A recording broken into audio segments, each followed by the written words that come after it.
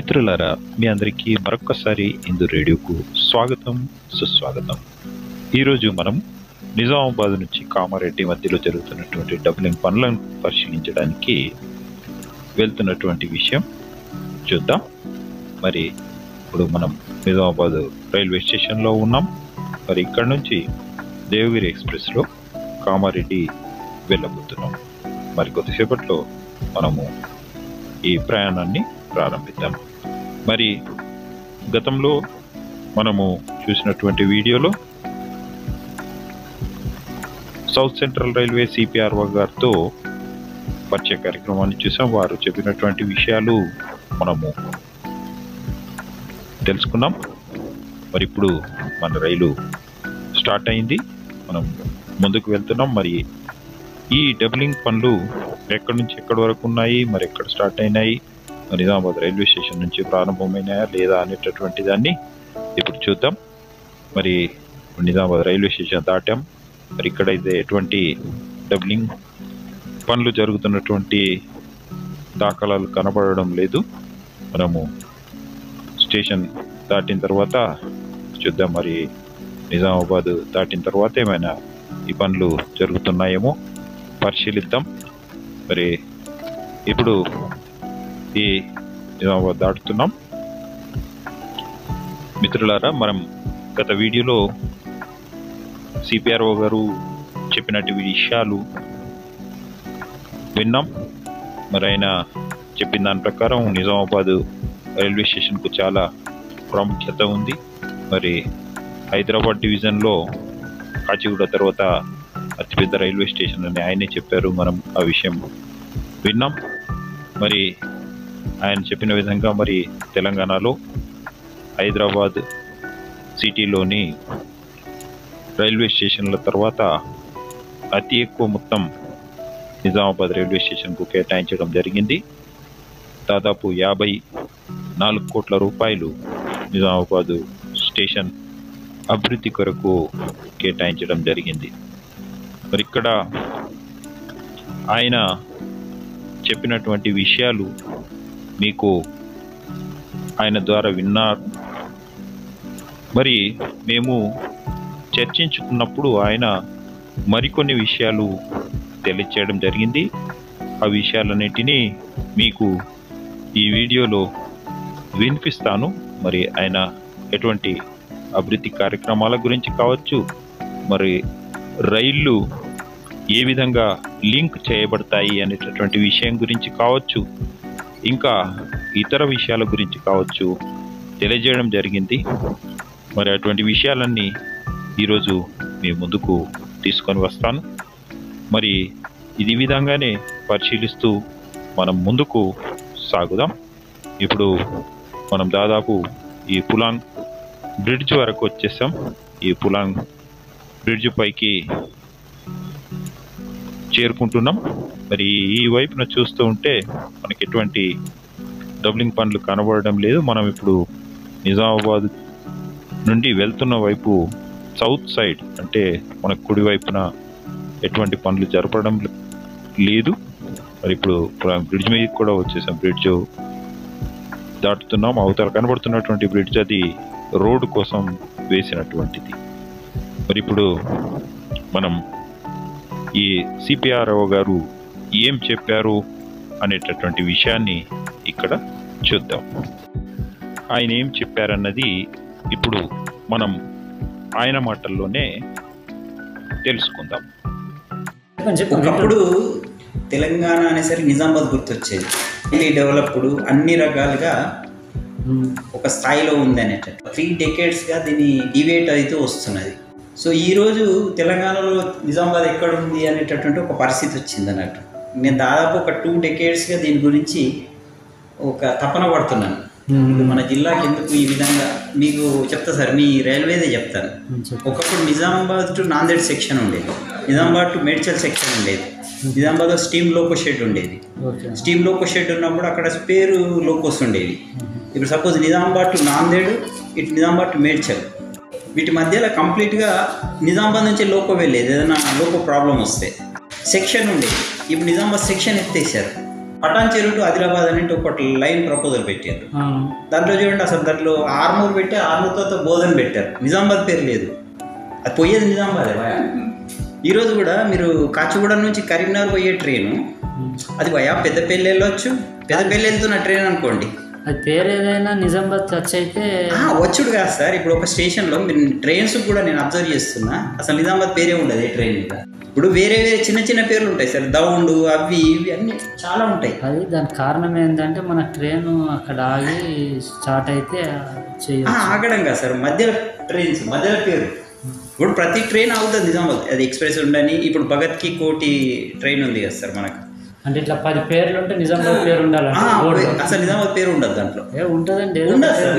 మీరు చూడండి ఒకసారి గమనించండి, నేను చెప్తున్నాను కాదు కానీ. అయితే దీని మీద ఆలోచించి మేము ఇద్దరం, తను కూడా మేమిద్దరం కలిసి ఒక 5-6 years బ్యాక్ సార్, 2017 ఒకటి చెప్తా వినండి. ఆ పేరు ఉన్నా లేకున్నా మధ్యలో అంటే నాకు తెలియదు, మీరు చెప్తున్నారు కాబట్టి ఐఎమ్ అగ్రీ. జనరల్గా మనకి అంటే ఆ ప్యాసింజర్ ట్రైన్లకు ఒక లింక్, ఆ లింక్ అది ఎందుకు పెడతారంటే స్టాప్లు వచ్చే ట్రైన్లు అవి పెట్టరు. స్టాప్ ఎక్కడెక్కడ అవుతారో పెట్టరు. అది ఎక్కడ ఉంటుందంటే దానికి ట్రైన్ది లింక్ ఉంటుంది, ఆ లింకు పెట్టుకుంటారు.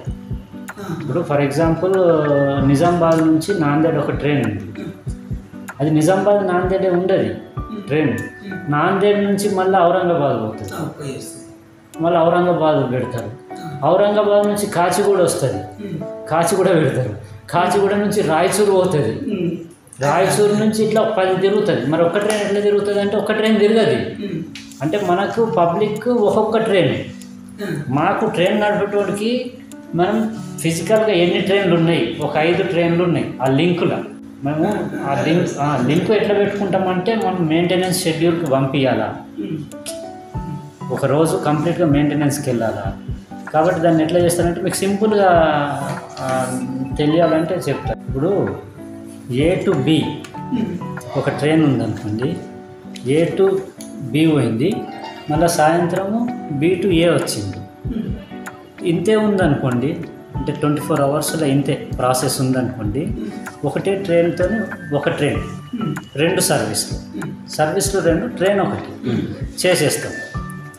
అయితే ఇక్కడికి వెళ్ళి ఢిల్లీకి పోవాలా, ఇప్పటికెళ్ళి ఢిల్లీకి పోవాలా, ఒక ట్రైన్లో కాదు. ఎందుకంటే ఇవాళ ఇట్లా వెళ్ళిన ట్రైను ఢిల్లీకి పోతూ ఉంటుంది. రేపు పొద్దుగల అయింది, ఇలా పొద్దుగల బయలుదేరింది, రేపు పొద్దుగల అయింది, ఇది ఇంకా పోతూనే ఉన్నది. రేపు పొద్దుగల ఒకటి చాలు కావాలి, రేపు ఇంకోటి చాలు అవుతూ ఉంటుంది. దాని టైం కదా రావాలి, రేపు ఇంకోటి చాలు అవుతుంది. అదే అక్కడికి వెళ్ళి కూడా చాలు కావాలి కదా. సాయంత్రం అక్కడి నుంచి ఏదో ట్రైన్ ఉంటుంది, అక్కడికి వెళ్ళి 2 లైన్లు ఉంటాయి. అంటే మనకు హైదరాబాద్ ఢిల్లీ తెలంగాణ ఎక్స్ప్రెస్ ఏంటి అంటే మా దృష్టిలో 4 ట్రైన్లు, మీ దృష్టిలో ఒకటే ట్రైన్. అర్థమైందా? సో దాని లింకు ఏ రోజు ఏ లింక్ చేయాలా. మళ్ళీ ఈ లింకులో కూడా ఎట్లుంటుంది అంటే దీనికి టైం ఉండొచ్చు, వచ్చినాక 10 గంటలు ఇంకో టైం ఉండొచ్చు. దానికి ఇంకోటి ఏం చేస్తామంటే 4 ట్రైన్లతో పాటు ఇంకో ట్రైన్ 2 లింక్ పెడతాం. ఈ 10 గంటలు మిగులుతుంది కదా, రాగానే మళ్ళీ పోదు కదా, మెయింటైన్ కాగానే పోదు కదా. ఇంకా అడిషనల్గా 10 గంటలు ఉంటే దాన్ని ఏం చేస్తామంటే ఇంకో 2 రేకులు పెట్టేసి దాన్ని మేము బెంగళూరుకి దింపుతాం. ఓకే, ఇంకో 2 దాంట్లో వేసినాం లింకులా. సో బెంగళూరు అంటే తెలంగాణ ఎక్స్ప్రెస్కు బెంగళూరు ఎక్స్ప్రెస్ సంబంధం లేదు పబ్లిక్కి, కానీ మాకు ఆ 6 రేక్ అంటాం, రేక్స్ అంటే తెలుసు సార్, 6 రేకు లింకులో ఉంటాయి. సో ఇది రాగానే ఢిల్లీకి వెళ్ళి రాగానే మళ్ళీ నేను ఢిల్లీకి పంపించాలి, దాన్ని బెంగళూరు పంపిస్తాను, బెంగళూరుకి వెళ్ళి వచ్చిందని ఢిల్లీకి పంపిస్తాను. అట్లా 3-4 లింకులు ఉంటాయి. సో అట్లా మనకు ప్యాసింజర్ ట్రైన్ బాగా లింక్ ఉంటుంది. ఎందుకంటే మనం టైం వేస్ట్ కావద్దని. ఇప్పుడు నేను అది రావాలి ఇది పోవాలంటే నాకు 10 గంటలు ఉత్తరం ఉన్నదనుకో, వెయిట్ చేయాలి. ఆ 10 గంటల్లో ఇంకో 10 గంటలు జోడించుకుంటే ఇంకో సైడ్ వెళ్ళేసి వస్తుంది, ఇంకో రేపు పెట్టుకుంటాం. అట్లా ఆ లింక్ పేర్లు పెడతాం. మనకు ట్రైన్ స్టార్ట్ అయితే డెఫినెట్గా పేరు ఉంటుంది. పండర్పూర్ ట్రైన్ ఉంది నిజామాబాద్, దాని మీద ఉంటుంది నిజామాబాద్, ఉండకుండా ఏం చేయలేదు. లేకపోతే అది వచ్చి మన దగ్గర టర్మినేట్ అయితే ఉంటుంది. సో అట్లా సో ఆ పేరుకు డెవలప్మెంట్ ఇవాళ ఎంత అవుతుంది, నిజామాబాద్ స్టేషన్ అవుతుందా లేదా? నిజామాబాద్ స్టైల్ ఉన్న దానికంటే కూడా కాజీపేటకి ఎంత ఇవాళ పెడుతున్నారు, వరంగల్కి ఎంత పెడుతున్నారు, అన్నిటికంటే నిజామాబాద్ ఎక్కువ ఉంది. అంటే అట్లా కూడా చూడాలి, అన్ని యాంగిల్ చూడాలి. అంటే ఎవరో మనం కక్ష కట్టే నిజామాబాద్ మీద ఏదో చేస్తున్నారు అట్లా ఉండదు. It's a process. అంటే జనాలకు అట్లా ఉంటుంది. అంటే మీరు కాదు, జనాలు ఎవరు మాట్లాడినా కూడా నువ్వు మాకేం చేస్తున్నావు, మా ఏరియాకి ఏం చేస్తున్నావు, మాదేంది అంటారు. ఇక్కడ ఆ దృష్టితో నడది వ్యవహారం. ఎవడో ఆలోచన పెద్ద పొలిటీషియన్ల లెవెల్లో నాకు ఆ డివిజన్ అక్కడ ఉండాలా, జోన్ ఇక్కడ ఉండాలని అని పొలిటికల్ ఇంట్రెస్ట్తో చేసుకుంటారు. అలాంటి ఇష్యూస్ పక్కన పెడితే ఇట్స్ ఏ ప్రాసెస్. మనకి అక్కడ రిక్వైర్మెంటు, ఆల్రెడీ అక్కడ నడుస్తున్న వ్యవహారాలు అన్నిటిని అంచనా వేసుకొని నడుస్తూ ఉంటాయి. ఒక దగ్గర ఇప్పుడు నిజామాబాదు కాజీపేట కంటే పెద్దది కాదు, వరంగల్ కంటే పెద్దది కాదు. అవి జంక్షన్లు పెద్ద మనకంటే 4 గంటల ట్రైన్లు ఎక్కువ నడుస్తాయి. ట్రంక్ రూట్ అది. అక్కడ 25 కోట్లు ఖర్చు పెడితే ఇక్కడ 56 కోట్లు ఖర్చు పెడుతున్నారు స్టేషన్. అంటే రిక్వైర్మెంట్ని బట్టి అక్కడ అంటే ఇంతకుముందు ఎక్కువ డెవలప్మెంట్ లేదు, లేదా అక్కడ స్కోప్ ఎక్కువ ఉందో, ఇది సిటీ సెంటర్లు ఉంది, ఇంకోటి సిటీ సెంటర్లు లేదు, ఇటు సైడ్ రెండో సైడ్ డెవలప్ అయ్యి ఉండలే, ఈసారి రెండో సైడ్ డెవలప్ చేస్తే మనకి ఇటు కూడా వస్తాయి. ఎన్నో ఫ్యాక్టర్లు తీసుకొని ఎస్టిమేట్లు తయారవుతాయి.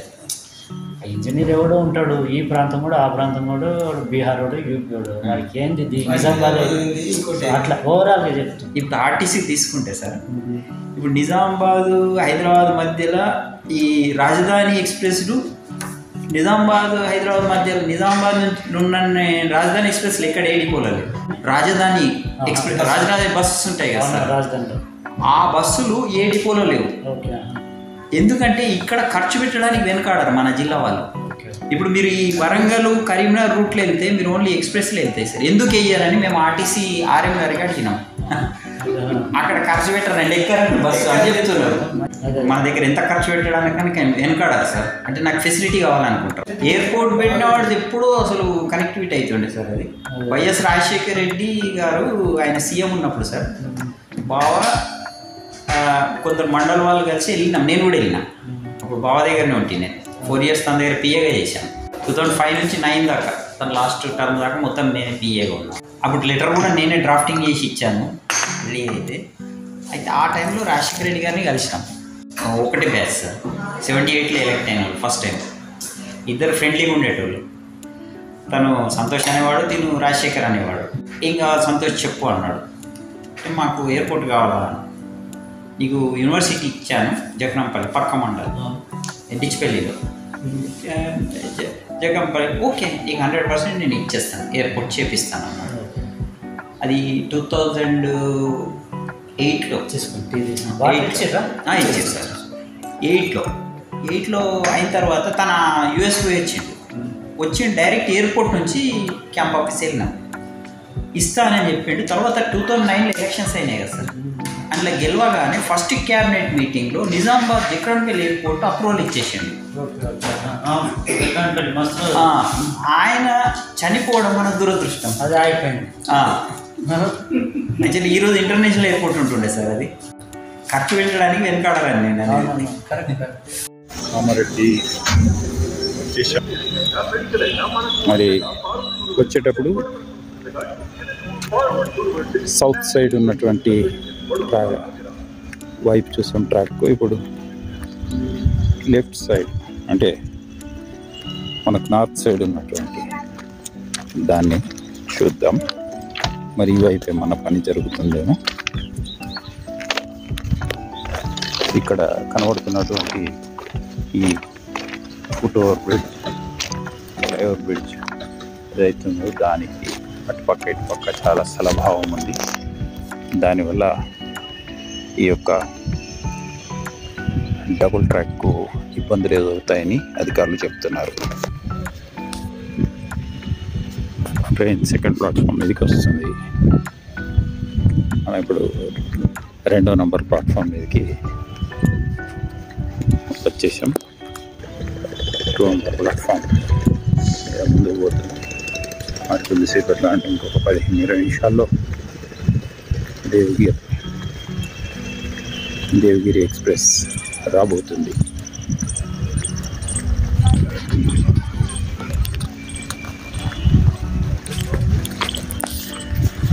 ఇక్కడ కూడా డెవలప్మెంట్ వర్క్స్ బాగానే జరుగుతున్నాయి. 39 కోట్లు తెలంగాణలో హైదరాబాద్ తర్వాత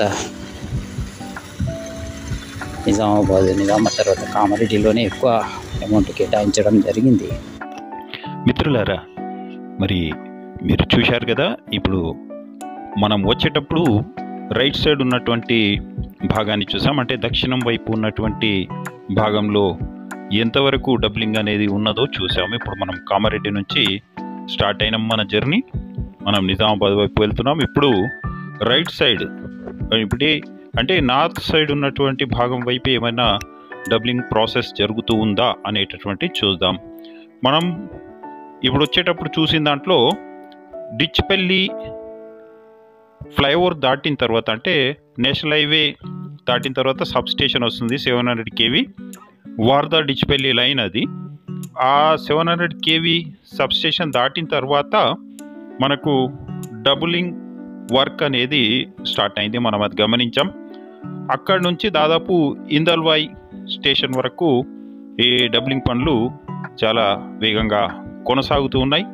మరి ఇప్పుడు మనం ఆ వైపు కూడా చూద్దాం. ఇప్పుడు దాదాపు కామారెడ్డి దాటేసాం. మరి కామారెడ్డి నేషనల్ హైవే దాటేసాం. ఈ ప్రాంతంలో మరి మనకి ఎక్కడ కూడా డబ్లింగ్ పనులు జరుగుతున్నట్టుగా అయితే కనబడడం లేదు. అదేవిధంగా మనము ఉప్లూర్ రైల్వే స్టేషన్ కూడా చేరుకున్నాం. ఈ ఉప్లూర్ కామారెడ్డి మధ్య ఎటువంటి డబ్లింగ్ పనులు జరుగుతున్నట్టయితే మనకు కనబడడం లేదు. సో ఇప్పుడు ఉప్లూర్ రైల్వే స్టేషన్కు చేరుకున్నాం. ఇక్కడ కూడా ఈ రైల్వే స్టేషన్ చాలా బాగా ఉంటుంది. ఇక్కడ స్థలం కూడా చాలా ఎక్కువ ఉంది. మరి ఇక్కడ మనకు కావాల్సినటువంటి సౌకర్యాలు కల్పించుకోవడానికి చాలా స్థలం ఉంది. కామారెడ్డికి కూడా చాలా దగ్గరగా ఉన్నటువంటి స్టేషన్ ఇది ఉప్పులూర్. మరి రైల్వే అధికారులు ఈ స్థలాన్ని వినియోగించుకొని ఇక్కడ కావాల్సిన విధమైనటువంటి సౌకర్యాలు కల్పిస్తూ వారికి కావాల్సిన విధంగా ఉపయోగించుకోవడానికి అవకాశం ఉంది. మనము సిపిఆర్ఓ గారు చెప్పినటువంటి విషయాలు మీరు విన్నారు. వారు చెప్పిన దాని ప్రకారం వారికి ఎక్కడ ఏ అవసరం ఉంటే ఆ విధంగా ఈ రైల్వే అనేది చర్యలు తీసుకోవడం జరుగుతుందనేటటువంటి విషయం చెప్పడం జరిగింది. మనం దాదాపుగా ఇందల్వాయి రైల్వే స్టేషన్ వరకు వచ్చేసాం. మరి ఈ మధ్యలో కూడా ఎక్కడ కూడా డబ్లింగ్ పనులు జరుగుతున్నటువంటి సూచనలు అయితే కనబడడం లేదు. మరి ఇక్కడ నుంచి క్షమించాలి, ఇది సిర్నపల్లి రైల్వే స్టేషన్. ఈ సిర్నపల్లి రైల్వే స్టేషన్ దాటాం మనం. ఇప్పుడు నెక్స్ట్ వచ్చేది ఇందల్వాయి రైల్వే స్టేషన్. అంటే కామారెడ్డి నుంచి సిర్నాపల్లి వరకు ఎటువంటి డబులింగ్ పనులు కొనసాగట్లేదు. ఎందుకంటే మనం వచ్చేటప్పుడు చూసాం, ఇప్పుడు వెళ్ళేటప్పుడు కూడా చూస్తున్నాం. మరి దీని తర్వాత ఇప్పుడు మనకి ఇందల్వాయి రైల్వే స్టేషన్ రాబోతుంది.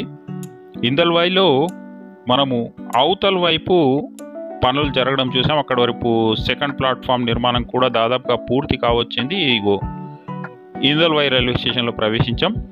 మనము ఈ ఇందల్వాయి దాటిన తర్వాత చూద్దాం. మనకు ఇక్కడ లెఫ్ట్ సైడ్లో ఇప్పుడు వెళ్తున్నప్పుడు లెఫ్ట్ సైడ్లో మనకు పనులు జరగడం మనం వచ్చేటప్పుడు చూసాం. ఇప్పుడు రైట్ సైడ్ చూస్తున్నాం. రైట్ సైడ్ అయితే ఎటువంటి పనులు కొనసాగుతున్నట్టయితే కనబడడం లేదు. మనము డిచ్పల్లికి దగ్గరలో ఉన్నాం. ఈ డిచ్పల్లి చేరుకున్న తర్వాత చూద్దాం. ఇగో డిచ్పల్లి రైల్వే స్టేషన్లోకి రైలు ప్రవేశిస్తూ ఉంది. డిచ్పల్లి రైల్వే గేట్ దాటాం. ఇప్పుడు మనము స్టేషన్లోకి ప్రవేశిస్తున్నాం. మరి ఈ డిచ్పల్లి వరకు కూడా రైట్ సైడ్ ఎటువంటి పనులు కొనసాగడం లేదు. మరి డిచ్పల్లి నుండి ఇందల్వాయి మధ్య పనులు కొనసాగుతున్నట్టయితే మనం గమనించాం. మరి ఈ డిచ్పల్లి నుండి నిజామాబాద్ మధ్యలో ఏమైనా పనులు కొనసాగుతున్నాయేమో చూద్దాం.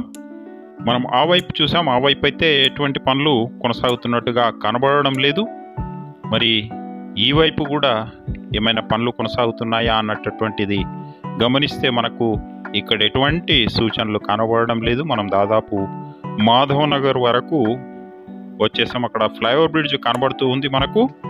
ఈ మాధవ్ నగర్ వరకు కూడా మనకు ఎటువంటి ఈ డబ్లింగ్ పనులు కనబడడం లేదు. అంటే మనకు తెలిసి ఈ డిచ్పల్లి ఇందలవాయి మధ్య ప్రస్తుతం కొనసాగుతున్నట్టున్నాయి. ఎందుకంటే అక్కడ ఆ బిట్లో కాంట్రాక్టర్ పనులు ప్రారంభించారు, తాను చేస్తున్నట్టుగా కనబడుతుంది.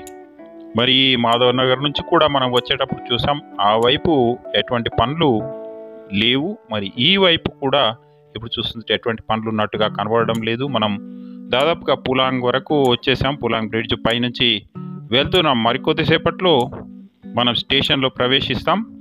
మరి ఇక్కడ వరకు కూడా ఎటువంటి డబ్లింగ్ పనులు జరుగుతున్న సూచనలు అయితే కనబడడం లేదు. మరి మనము తర్వాత వీడియోలో మరి కామారెడ్డి నుండి మేడ్చల్ వరకు ఎటువంటి పనులు ఏమన్నా కొనసాగుతున్నాయేమో చూద్దాం. మిత్రులారా, మీరు మన chief public relation officer south central railway Sridhar గారితో ముచ్చటించినటువంటి విషయాలు విన్నారు కదా. ఆయనకు కూడా నిజామాబాద్లో పనుల విషయంలో చాలా ఇంట్రెస్టింగ్గా ఉంది. ఆయన ఆసక్తి చూపించారు. ఆయన చేసినటువంటి దాని ఫలితము ఇక్కడ కొన్ని పనులు కూడా మనకు జరుగుతూ ఉన్నాయి. మిత్రులారా, ఈ వీడియో మీకు సంతృప్తికరంగా అనిపించి ఉండవచ్చు. ఎందుకంటే మనం చాలా విషయాలు ఇందులో తెలుసుకున్నాం. రైలు లింకేజ్ దాని గురించినటువంటి విషయాలు. మరొక వీడియోలో మరిన్ని మంచి విషయాలతో మీ ముందుకు వస్తాను. అంతవరకు సెలవు. నమస్తే. జై హింద్. మనము నిజామాబాద్ వచ్చేసాం.